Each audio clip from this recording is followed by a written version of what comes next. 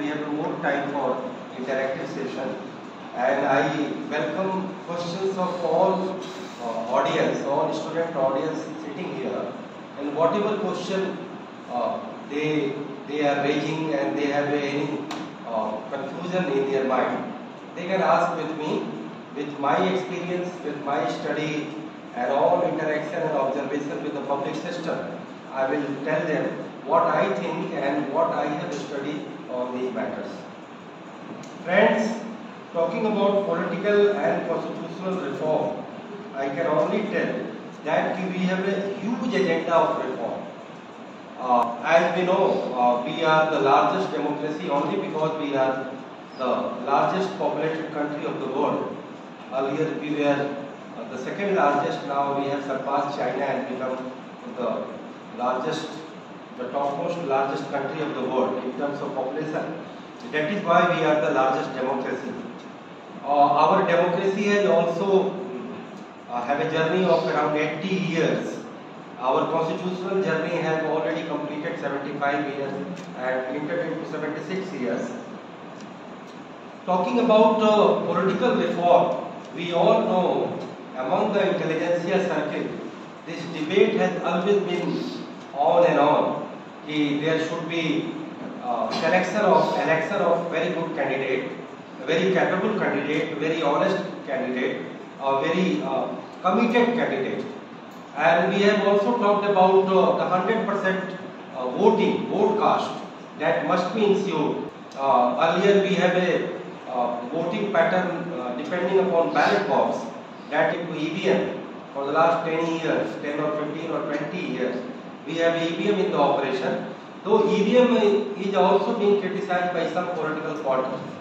And now we are discussing on one election, one nation and one election, because we have a plethora of election.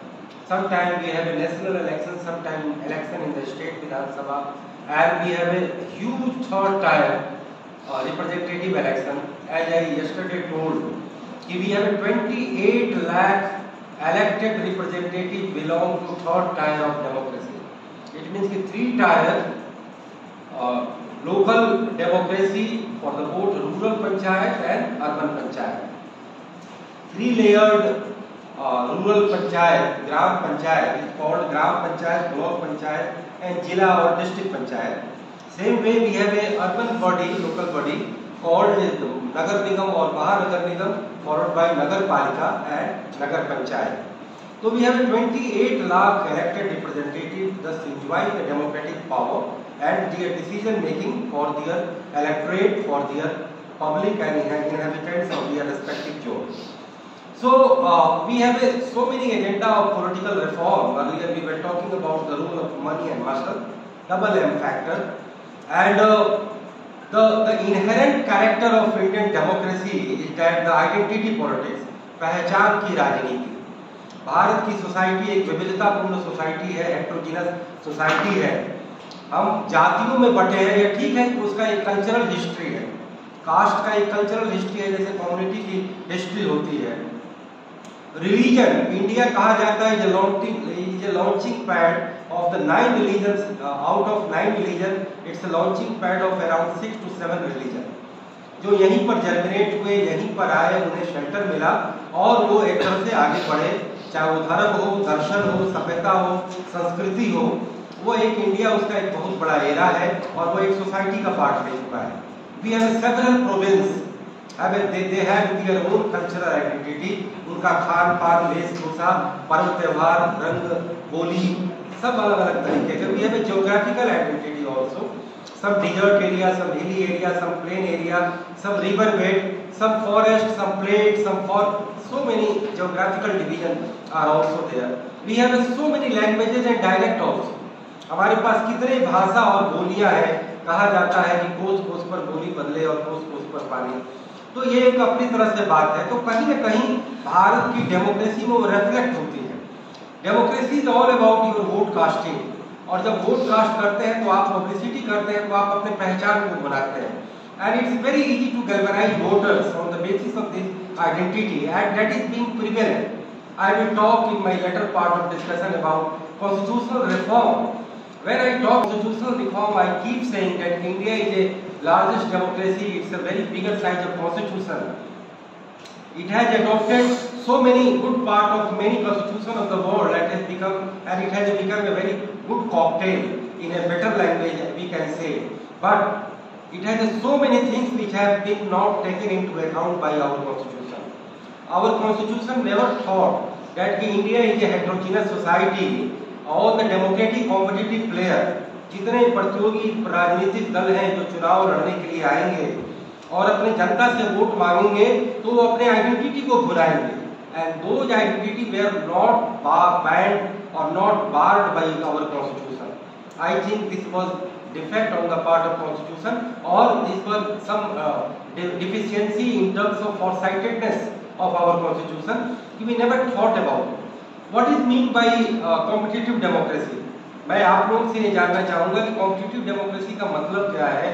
ऐसे ही जैसे कि बाजार में कई सारे प्लेयर आते हैं, जैसे कि टूथपेस्ट आप बनाते हैं, तो टूथपेस्ट के लिए कई सारी कंपनियां बाजार में होती हैं और वो कंपटीशन करते हैं कि हमारा प्रोडक्ट ज़्यादा अच्छा है, हमारे प्राइस ज़्यादा कम है, क्योंकि इंडिया में मार्केट में प्राइस कॉन्शियसनेस ज़्यादातर कंज्यूमर होते हैं और ये ज़्यादा इजीली अवेलेबल है, और वो एक कंपनी दूसरे कंपनी पर जो है वो उस पर जो है अपना बढ़त बनाती है, एडवांटेज बनाती है और अपने माल को बेचती है और जनता के टॉप ऑफ माइंड में जाती है. Same way we have a number of political parties also. As I told you earlier कि we are not a direct democracy, हम एक पार्टी बेस्ड डेमोक्रेसी है. Party has always say, party always prevailed upon our voters. आप कितने भी बड़े candidate हैं, कितने बड़े सेलिब्रिटी हैं, कितने बड़े समाज सेवी हैं, पीपल विल नॉट मतलब कि हीड ऑन यू, आप पर नहीं ध्यान देगी अगर आप you have been projected by party. People जो है definitely taking into their account. तो ऐसे में पॉलिटिकल पार्टी बेस्ड डेमोक्रेसी होने की वजह से कई जब मल्टी पार्टी, जब डेमोक्रेसी में जब कंपटीशन होता है तो वह कंपटीशन किस लिए होना चाहिए कि हम जनता को कौन ज़्यादा बेटर कैंडिडेट दे सकता है, जनता के लिए कौन ज़्यादा बेटर जो है उनको सर्विसेज दे सकता है, उनसे कम कॉस्ट पर उन्हें ज़्यादा बेटर सर्विस दे सकता है, लीकेजेस दूर कर सकता है, कॉस्ट की कमी कर सकता है, उनके लिए ज़्यादा अच्छे तरीके से उनके विकास, मानव विकास, उनके इंफ्रास्ट्रक्चर के विकास, उनके सामाजिक कल्याण, उनके रोज रोज की समस्या, उनको रोज उनके चीज़ों को लेकर के जो है दिलचस्पी दिखाना, एड्रेस करना, ये कंपटीशन होना चाहिए.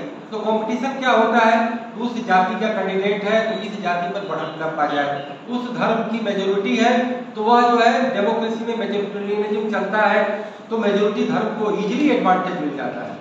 वह एक अलग डोमेन है कि कल्चर के डोमेन में हम क्या चर्चा करें, नेशनलिज्म के डोमेन में हम क्या चर्चा करें. लेकिन जब हम डेमोक्रेसी में जब कंपटीशन करते हैं तो उसका क्राइटेरिया सिर्फ ये होना चाहिए कि कौन ज़्यादा बेटर गवर्नेंस दे सकता है. तो good governance must be the sole criteria. Good governance is not a single word or a single line. It comprise of so many things, people's welfare, people's problem, development of the society, nation का pride, कमजोर और जितने जो weaker section हैं उनको हर तरीके से protection देना, एटसेट्रा एटसेट्रा. लेकिन आइडेंटिटी पॉलिटिक्स जो है उन सब चीज़ों को सरपास कर देती है और भावनाओं के आधार पर, विचारधारा के आधार पर वो पार्टियां जो है अपनी बढ़त पाई जाती हैं. और यही वजह है कि इंडियन डेमोक्रेसी में 16 लोकसभा चुनाव, न जाने कितने राज्य के चुनाव के बावजूद डेवलपमेंट वह प्राइम एजेंडा नहीं बन पाता है. पिछले 20-25 साल से development has also become part of political मतलब कि सुपीरियोरिटी. ये बना है, कुछ हिस्सा इसका जरूर बना है, but enough has to be, मतलब कि still many thing has to be yet to be done. It is not adequate enough so that we can say कि हमारे पास जो है ना एकदम बिल्कुल जेन्युइन कंपटीशन जो है पॉलिटिकल पार्टी में हो रहा है. कैंडिडेचर को लेकर के आमतौर पे जैसे कि आपका ये इंस्टीट्यूट है जो कि गवर्नमेंट को लेकर के बड़ा यूनिक तरीके से टीचिंग देता है, बच्चों को ट्रेन करता है, लीडरशिप तैयार करता है, उसी तरीके से देयर आर सेवरल एनजीओ जो कि स्टडी करते हैं. जैसे कि अभी पार्लियामेंट में उनके कई सारे जो बैठकें होती हैं, तो एक एजेंसी है लेजिस्लेटिव रिसर्च, PRS के नाम से, वो उस पर एक एक चीजों का अध्ययन करती है कि कौन सा बिल आया, उसकी क्या खासियत थी, कितने लोगों ने उसमें भाग लिया, कितने लोगों ने क्वेश्चन आंसर किए, कितने घंटे का समय बर्बाद हुआ, कितने अच्छे काम हुए, कितने स्टैंडिंग कमेटी में गए। जो पार्लियामेंट के जो बिजनेस के जो तमाम तरीके हैं उन पर वो बड़ा अच्छा काम करते हैं PI. Same way there is one organization called ADR, association for democratic reform. वो बताते हैं कि किस कैंडिडेट का क्या क्राइम रिकॉर्ड रहा है, क्या उसके एसेट का रिकॉर्ड रहा है, कितनी बार वो जीता है, कितनी बार वो हारा है, कौन कितना एजुकेशन कितना पास है। ये सब कहीं ना कहीं वो लोगों को एजुकेट करते हैं, कम्युनिकेट करते हैं, but it is only the political party who have to take the call. क्योंकि पॉलिटिकल पार्टी ही सब कुछ तय करती हैं, चाहे वो आप मैनिफेस्टो बनाती हैं, चाहे वो एजेंडा बनाती है, आपके 5 साल में क्या काम करना है, क्या डूज एंड डोंट्स करना है, किसको प्रायोरिटी पर देना है, किसको बजट ज्यादा देना है, नेशनल प्राइड को कैसे बढ़ाना है, किस तरीके से रीडिस्ट्रीब्यूशन ऑफ द वेल्थ करना है। ये सारी काम पॉलिटिकल पार्टी करती है, अपने मैनिफेस्टो से, स्क्रीनिंग ऑफ द कैंडिडेट से, अपने एजुटेशन से, अपने मूवमेंट से, अपने जनता के अवेकनिंग एक्सरसाइज से, और अलग अलग तरीके के कॉज लेकर के कि कौन सा बड़ा डेवलपमेंट प्लान बनाना है, इंटरनल और एक्सटर्नल सिक्योरिटी पे क्या काम करना है, टेररिज्म पर क्या काम करना है। तो पॉलिटिकल रिफॉर्म का एजेंडा है, I think so many agenda have been worked out and it has been redressed by election commission, who is the sole regulator of all political parties in India, and time to time our courts also gives decision on different issues. Once Supreme Court has given a decision regarding the caste rallies. आप सब जानते हैं कि भारत की democracy में time to time जातीय रैलियां होती हैं, और एक हमारे बड़े अच्छे एमपी फ्रेंड थे, बड़े senior MP, now he is no more, he used to say, जबकि बड़े अच्छे वो आदमी थे, बड़े अजात शत्रु व्यक्ति थे, वो अभी कहते थे कि नहीं, जात की राजनीति तो करनी पड़ेगी, क्योंकि जात की राजनीति नहीं करेंगे तो हम जमात से नहीं जुड़ेंगे, और जमात से नहीं जुड़ेंगे तो समाज से नहीं जुड़ेंगे, समाज से नहीं जुड़ेंगे तो हम सारे कॉन्स्टिट्यूएंसी से नहीं जुड़ेंगे। हालांकि ये नहीं कि वो जातीय कोई भेदभाव करते थे, लेकिन उनकी मजबूरी थी। मैंने बड़े बड़े पॉलिटिशियन को देखा है जो बड़े बड़े आइडियोलॉग थे, बड़े विचारवान थे, कोई सोशलिस्ट आइडियोलॉग तो कोई नेशनलिस्ट के आइडियोलॉग, लेकिन जब भी वह जमीन पर उतरते थे तो वो पता करते थे कि मेरी कॉन्स्टिट्यूएंसी में उनके अध्ययन का सबसे बड़ा विषय ये होता था कि मेरे कॉन्स्टिट्यूएंसी में किस कास्ट का कितना वोट है, किस कास्ट का उसके बाद का नंबर ऑफ वोट है, और फिर क्या इक्वेशन बनेगा।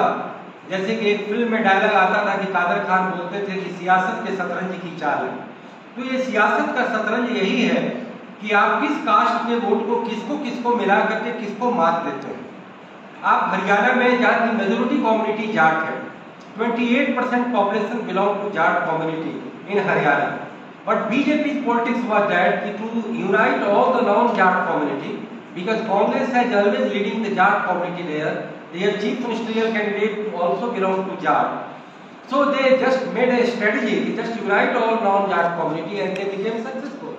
So these are the things, these are the realities of our Indian democracy, our Indian electioneering, and that is still going on. People keep saying that Bihar is notorious for the caste politics. It's true, but it is also true that Bihar has been famous for the anti-caste initiative taken by late Jayaprakash Narayan. वहाँ पर आप देखेंगे कि बहुत सारे लोगों के नाम के आगे सरनेम नहीं होता, और कास्टिस्ट स्टेट भी है, तो कहीं